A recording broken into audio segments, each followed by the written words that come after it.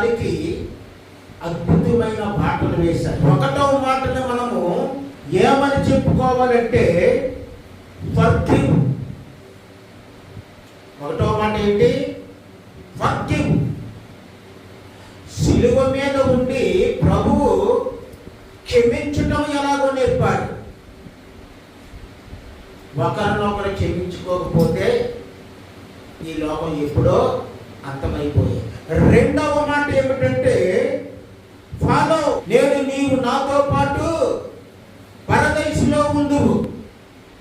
ఒకవేళ నేనే నీకు రక్షణ తీసుకురాకపోతే, ఈ సిలువలో నేను వేలాడి ఆ రక్షణ ఈ లోకానికి ఇవ్వకపోతే,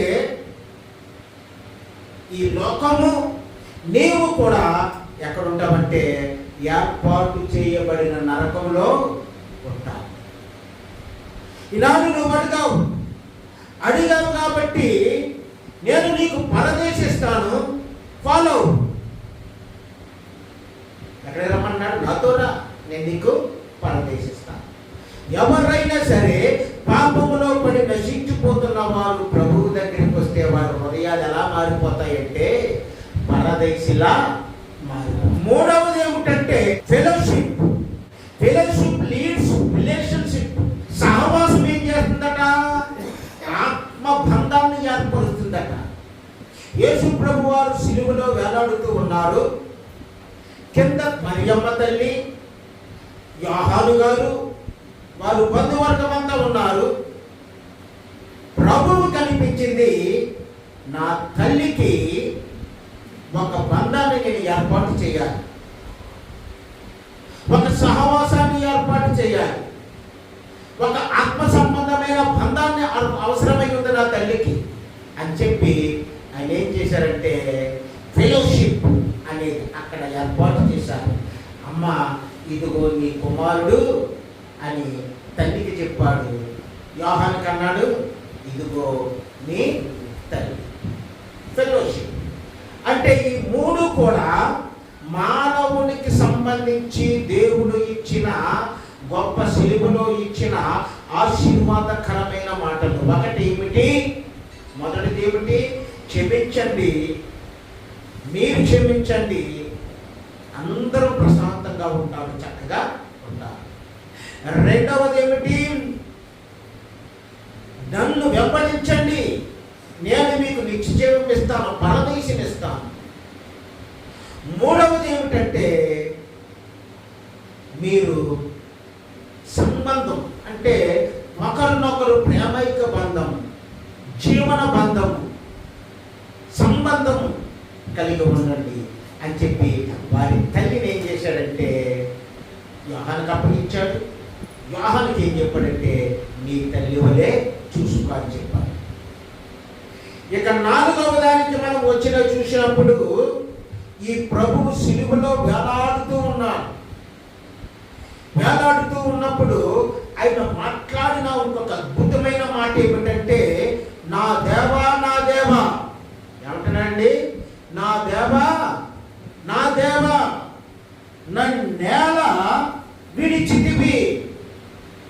ఫోర్షేక్, విడిచిపెట్టడం. ఎందుకు ప్రభుని విడిచిపెట్టవలసి వచ్చింది? యేసు ప్రభు వారికి తెలిసిపోయింది తన తండ్రి యొక్క నుండి మానవుల రక్షణార్థము ఇక్కడికి వచ్చాడని. తండ్రి అయిన దేవుడు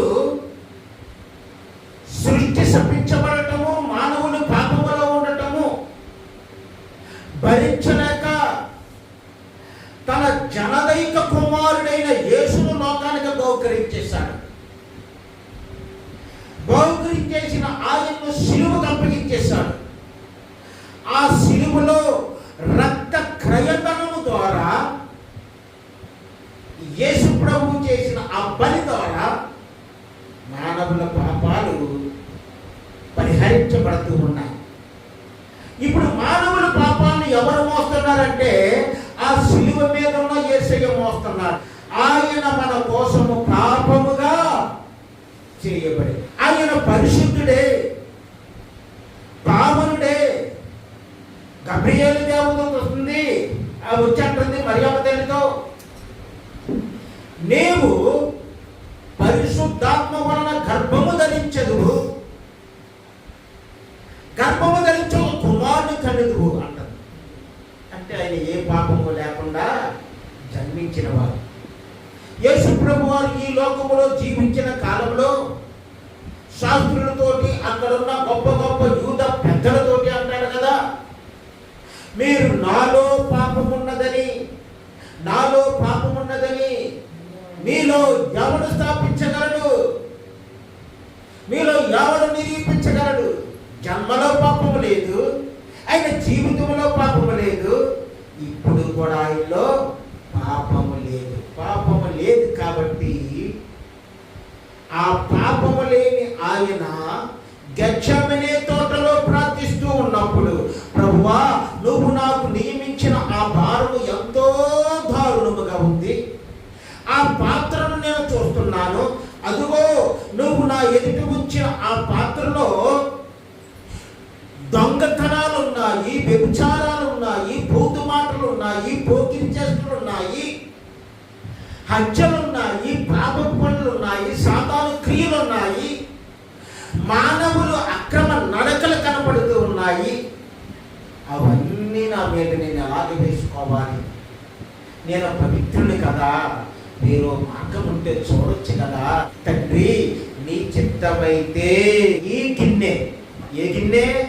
మన పాపాలన్నీ అందరూ కనపడ్డాయట.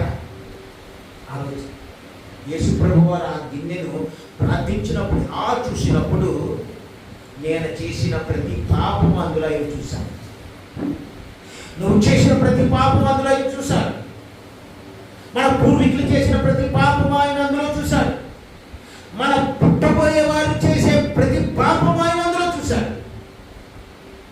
ఆ పాపాలన్నిటినీ కూడా ఆయన తాగవలసి వచ్చింది. ఆ పాపాలన్నింటినీ కూడా ఏం చేయవలసి వచ్చింది? తాగాలి. ఆయన తాగవలసి వచ్చింది. కాబట్టి ఇప్పుడు యేసు ప్రభు ఏం చేస్తూ ఉన్నాడంటే ఆ పాపములను తాగాడు గెత్సేమనే తోటలో. నేను ఈ పాపాన్ని తీసుకుంటున్నాను ప్రభువా, నీ చిత్తం ఇదే అయితే తండ్రి, నేను ఈ పాపాన్ని తీసుకుంటున్నాను. ఇప్పుడు ఆ పాపాలు సిలువ మీద వేలాడుతున్న ఆయన మీద ఉన్నాయి, మన ప్రభువు శరీరం మీద ఉన్నాయి, నీ నా మన పాపాలన్నీ ఆయన మీద కనబడుతూ ఉండగా మరి పరిశుద్ధుడై ఆయన చేతితో ఆయన్ను కాపాడగలడా? ఆయన చేతితో ఆయన్ని పట్టి ఉంచగలడా? ఉంచలేడు. ఫర్ ఎగ్జాంపుల్, ఒక పరిశుభ్రమైన బట్టలు ధరించుకున్న ఒక వ్యక్తి ఉన్నాడు, తెల్లని బట్టలు ధరించుకున్న వ్యక్తి. ఆయన ఒక చోట నిలబడి ఉన్నాడు. ఆ తెల్లని బట్టలు ధరించుకుని ఉన్న ఆ వ్యక్తి దగ్గరికి బురదలో పడిపోయి బట్టలు, శరీరము, ఒళ్ళంతా మురుగుగా అయిపోయి వచ్చిన ఆయన ఈ తెల్లని బట్టలు ధరించుకుని శుభ్రంగా ఉన్న వ్యక్తి దగ్గరికి వస్తుంటే ఈ వ్యక్తి రా అని చెప్పి కౌగిలించుకుంటాడా? రా అని చెప్పి తన చెయ్యి పట్టుకుని స్వీకరిస్తాడా? అంటే ఆల్రెడీ అతను మురికితో ఉన్నాడు.